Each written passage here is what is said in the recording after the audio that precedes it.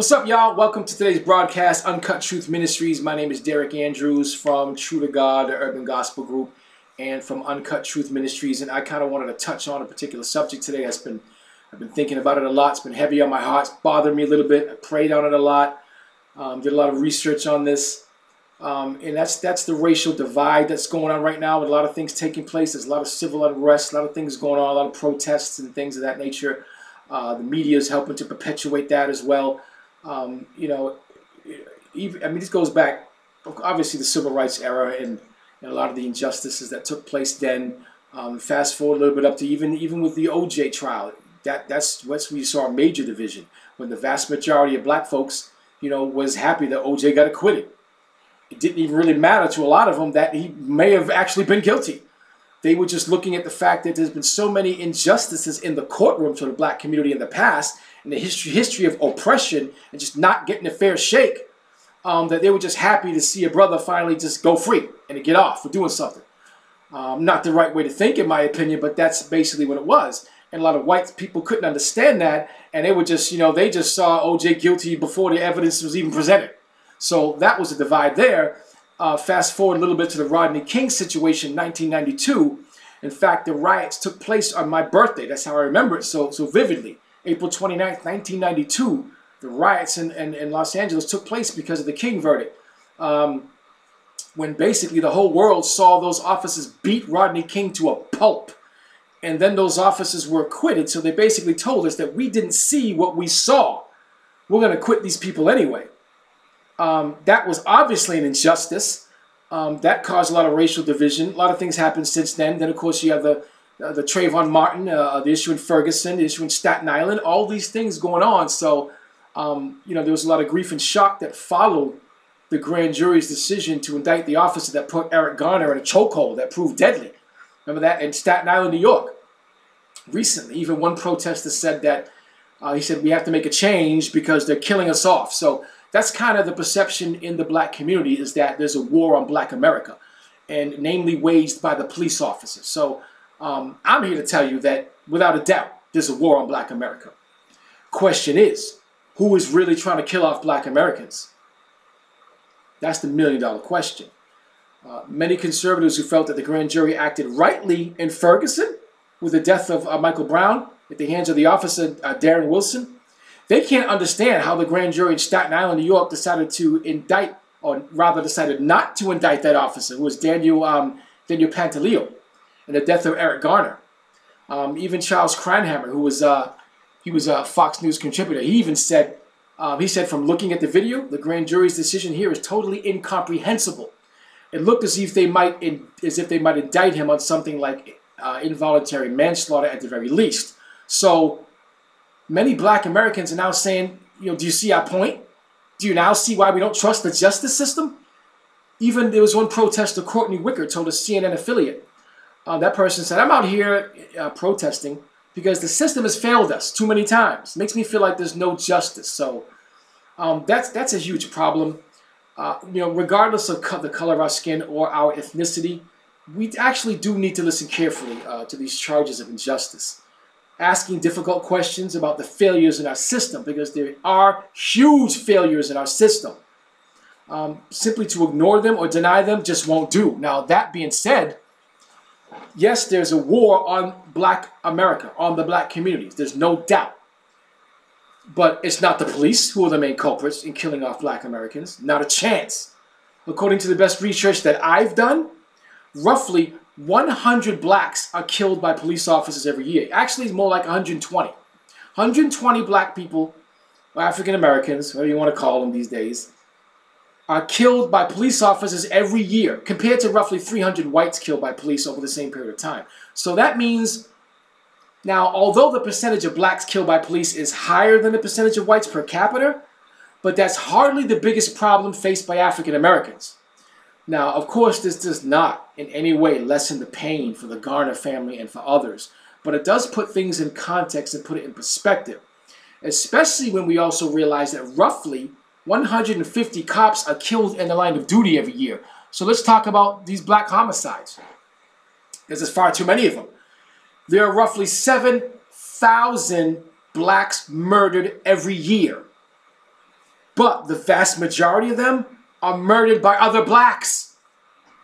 So that means that the black-on-black violence is far more of a threat to African Americans.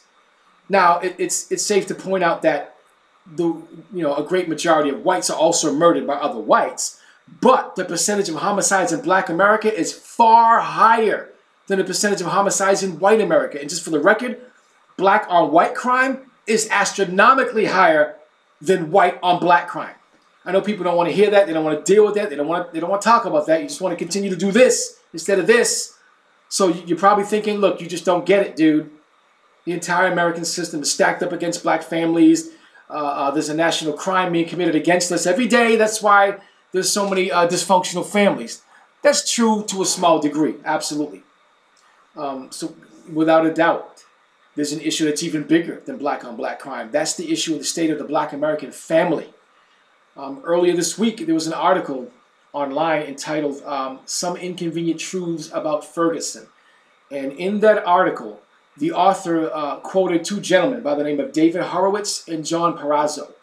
Those two gentlemen both claimed in 2012 that the rise of the welfare state in the 1960s contributed greatly to the demise of the black family as a stable institution. So, for Horowitz and Parazzo, it was Lyndon B. Johnson's war on poverty that resulted in the formation of a massive welfare state. That welfare state took away, apparently, the personal responsibility for many African Americans and instead created a mentality of entitlement, which actually exists today in 2015. Barack Obama helps to exploit that as well. So were they right? That's the subject of mass debate. I mean, even Bill Cosby, a few years back, when he tried to go around on his lecture tour talking about the black family and how they need to take more personal responsibility, how the young black men in America need to pull their pants up, stop trying to emulate these godless hip-hop artists, stop getting women pregnant and leaving them, stop doing drugs, get an education, learn how to speak proper grammar, young teenage black women, keep your legs closed till you're married, those kinds of things, stop having babies out of wedlock and all those kinds of things. He was labeled, he was ridiculed a lot. He was labeled an Uncle Tom. People came against him. Even Michael Eric Dyson wrote a book called Is Bill Cosby Right? He was coming at him hard in that book. I know because I read the book. I have the book. And Bill Cosby was right. Obviously, with what Bill Cosby is going through lately, his credibility is shot, and no one cares what he has to say about any issue now because he clearly ruined his credibility. But he was correct in doing those things and saying those things. So, the bottom line is whatever it is that our government is trying to do or has been trying to do to correct the history of injustice to African Americans, we have not made things better. And in many ways, we've made things worse. But this is not just Black America's problem. It's our problem. All of us as Americans, fellow citizens, Christians as well, especially if we are people of common faith. Why is there so much fatherlessness, so much violence, so much drug abuse in Black America? Why are there so many black people incarcerated? Why are there so many lacking solid education in Black America? Now, while I absolutely agree that every individual must take personal responsibility for his or her life, and that blaming others and making excuses solves nothing, but it's also clear to me that as a whole nation, especially the church, we need to act together. What can we do to address this great crisis? Nobody's talking about that. Where are the so-called black leaders? Where are the Al Sharptons of the world? Where are the Jesse Jacksons of the world? Where's Michael Eric Dyson? Where's Dr. Cornel West? Where's some of the great thinkers and intellectuals in America? The black ones. Where are the church leaders? Where are these mega preachers and mega pastors that are too busy running around chasing what the world has and trying to get on dumb reality shows as opposed to addressing these issues in their own communities? Why are they silent on these issues? There are some people that are speaking out against it, like Brother G. Craig Lewis from exministries.com, and there are some others, but most of them are not. They're silent on these issues. Why is that? Particularly on the issue I'm about to speak about right now, because you want to know where the real war on Black America is? There is an even greater killer of Black Americans. And it doesn't snuff out just 100 precious African American lives every year. Not even 7,000 black lives every year, no. This killer of Black Americans snuffs out roughly 360,000 black lives every year. 360,000. It's the ultimate black genocide that we must combat. What am I talking about? I'm talking about abortion. That's right, abortion. And before you turn me off, listen to what I'm saying. Whatever the... Look, even... There was a website, abortion73.com. Listen to this carefully. Abortion73... Actually, yeah, abort73.com. They stated, whatever the intent of the abortion industry may be, by functional standards, abortion is a racist institution in the United States. Black children are aborted at nearly 4 times the rate of white children, and Hispanic children don't even far much better. So why aren't we talking about that? That's the real genocide. You got to understand that it's child sacrifice. That's what God says. It doesn't matter. You can rationalize it all you want, try to convince yourself it's about woman's choice. But we are aborting 1,800 black children a day in the black community. 1,800, almost 2,000. Any other aspect of society, that would be considered mass genocide. We are sacrificing our children on the altar of Baal. Baal was a false god worshipped by the Canaanites back in ancient Canaan and Phoenicia, back in the days, biblical times. What they used to do is bring their babies and offer it up to this god on the altar and allow their little babies to be burnt alive. They would shed the blood. They would sacrifice these babies at the altar. That's what we're doing now, but we're doing it in the form of abortion. We're sacrificing our children on the altar of abortion clinics. And we're trying to rationalize it and say that it's about a woman's right to choose. Really? What about the baby's right to choose? God says it's murder. Look, listen to this. New Yorkers understandably aggrieved and indignant over the death of Eric Garner. I am too. But what New Yorkers also need to consider, that in 2012, okay, listen carefully. In 2012 in New York City, that one year, black women gave birth to 24,758 babies. I'm going to say that again. In 2012, that one year alone, black women gave birth to 24,758 babies. However, that same year, black women also aborted 31,328 babies.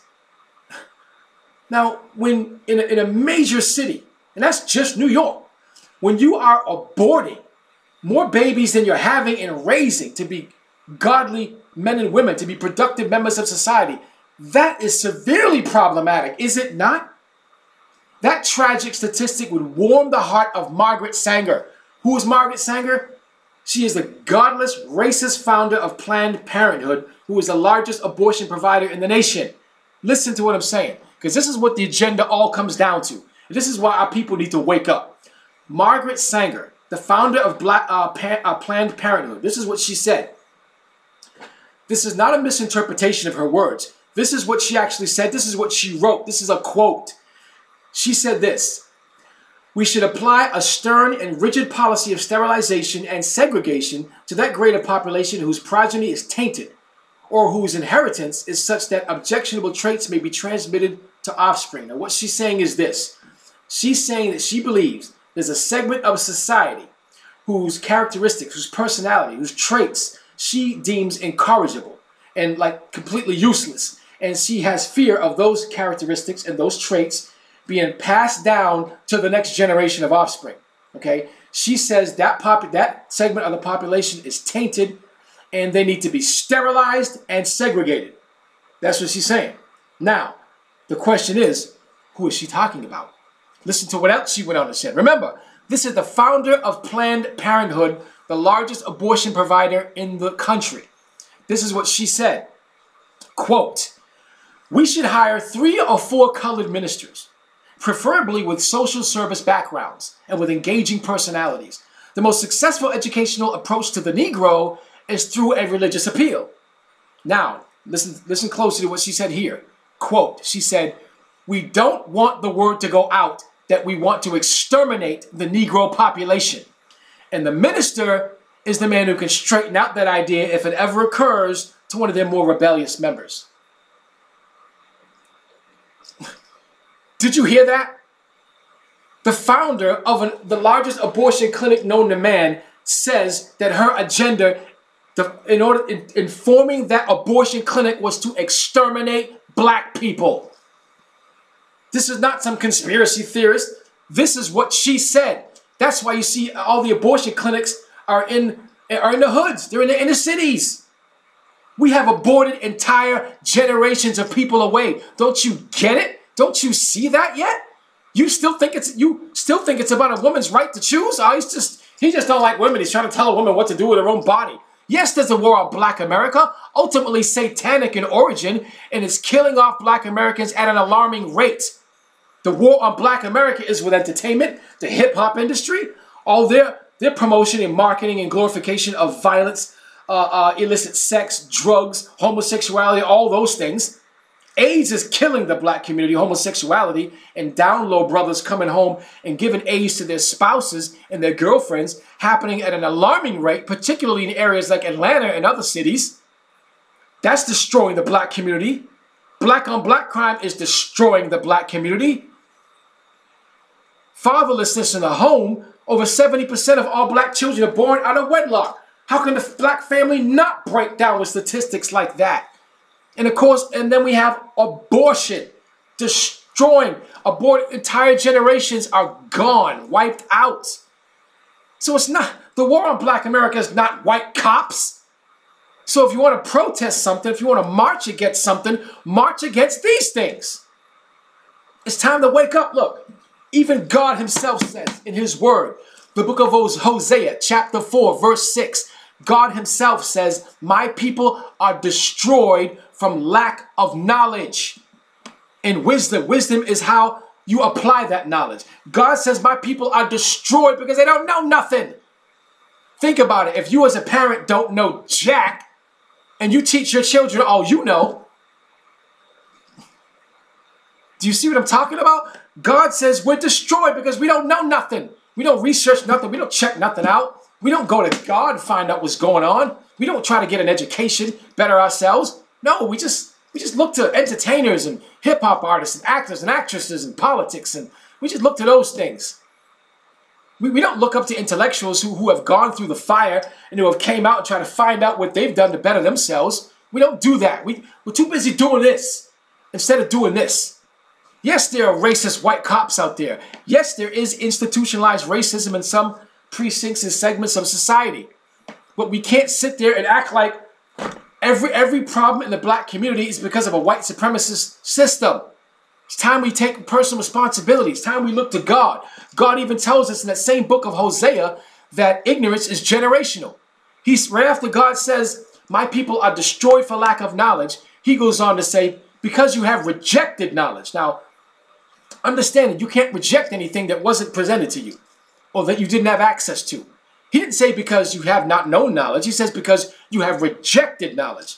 He says you will be no priest unto me. That means God cannot use you if you don't know nothing. If you don't educate yourself. If you don't gain knowledge and wisdom. God says he can't use you to accomplish his will in the earth. You're not going to be a productive member of society. You're not going to overcome the ills and overcome some of the things that are against you. If you don't know anything, you're not going to be able to overcome that. And then to prove ignorance is generational, God says, because you have rejected knowledge, you don't know nothing, I can't use you. And because you have rejected knowledge, he says, I will also reject your children. Because if your children's growing up, seeing what you're doing, emulating you and what you know, God not going to be able to use your children either. Ignorance is generational. This is not some little issue. This is critically important. People are being destroyed. Communities are being destroyed over these things. It's time we wake up, people, folks, my black people, Cape Verdean people. It's time we wake up. Can't you see the handwriting on the wall? This nation is headed for judgment. Yes, there's a war on black people. There's a war on all people, which through Satan. And yet, but there is a war on the black community, but a lot of it, not all of it, but a lot of it, we perpetrate on ourselves. Let's educate ourselves. Let's enlighten ourselves. I'm not talking about with New Age Oprah Winfrey philosophy. I'm talking about the Word of God. I'm talking about Jesus Christ of Nazareth. He's the only thing that's going to stand in this great turmoil and persecution that's coming to America. And it's coming. Trust me. Martial law is going to be implemented. Persecution is coming to Christians, to black people. The media is going to further try to keep us divided. So you can't prescribe a cure unless you first diagnose the problem. And we need to stop coming on television, lying to folks, and talking about issues that don't make a bit of difference. We need to address the real issues, as difficult as they may be to discuss. We need to discuss them. We need to pray about them. We need to pray against them. We need to formulate plans and implement things and to combat these things in our communities. So we need to pull together and do this. But Christians, be careful, because you can't be unequally yoked. It's not talking about just relationships with a man and a woman. That's with people you seek counsel from. That's with people who you deal with and join with in organizations you join to. Be careful. Be careful with that. And that's basically all I got to say. That's because that was really on my heart. So I hope you get something from this. Post it to your YouTube page. I shut mine down because I don't care about YouTube no more. But if you have one, post it up there so people can see, because this is a serious issue. Needs to be heard. Needs to be addressed. Again, I'm Derek Andrews from Uncut Truth Ministries, and this is Uncut Truth TV. God bless.